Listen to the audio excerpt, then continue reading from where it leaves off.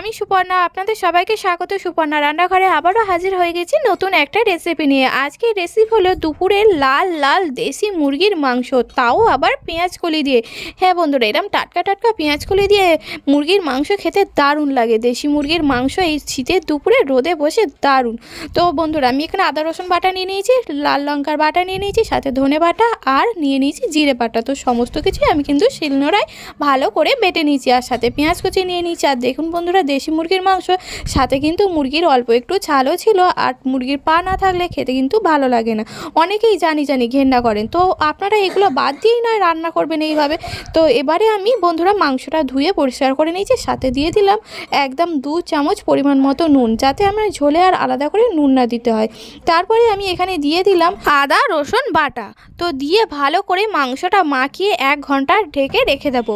আর এদিকে 1 ঘন্টার পরে কড়া গরম করে নিয়েছি। কড়াইয়ের তেলের মধ্যে দিয়ে দিলাম কিছুটা পরিমাণে জিরে, আর দিয়ে দিলাম 4টে শুকনো লঙ্কা ফোড়ন।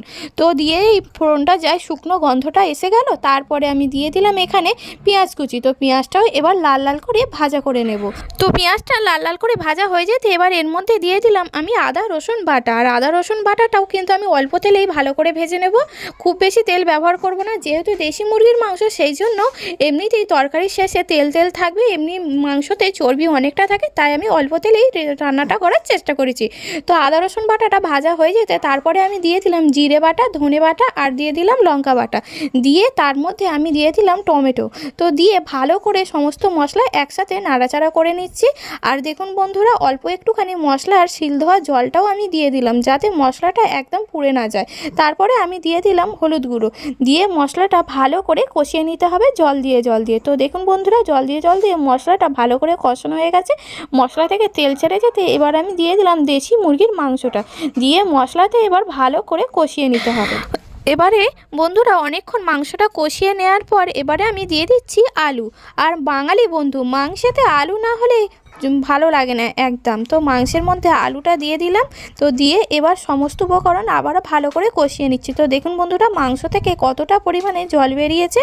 তো আবারও একটুখানি লাস্টে আমি জল দিয়ে ভালো করে ফুটিয়ে নিয়েছি। তো দেখুন বন্ধুরা, মাংসটা প্রায় হয়ে গেছে, এবার আমি নামিয়ে নেব। দেশি মুরগির মাংস যেহেতু বন্ধুরা কড়াতে করছি, প্রায় 1 ঘন্টার মতো লেগেছে। তো তারপরে আমি দিয়ে দিলাম এখানে ছোট ছোট করে কাটা পেঁয়াজকলি। তো পেঁয়াজকলিটা দিয়েও আবারও আমি নাড়াচাড়া করে নিচ্ছি ভালো করে। তো এবারে আমি তরকারিটা নামিয়ে নেব। ও হ্যাঁ, নামানোর আগে আমি অল্প একটুখানি গরম মশলা দিয়েছিলাম, যাতে ঝালটা আরও সুন্দর ভালো করে হয়। শীতের দুপুরে ঝাল ঝাল মাংসটা না হলে একদম ভালো লাগে না। তো বন্ধুরা, রেসিপিটি ভালো লাগলে লাইক শেয়ার কমেন্ট করবেন, আর চ্যানেলে নতুন হলে চ্যানেলটি সাবস্ক্রাইব করে পাশে থাকার অনুরোধ রইল।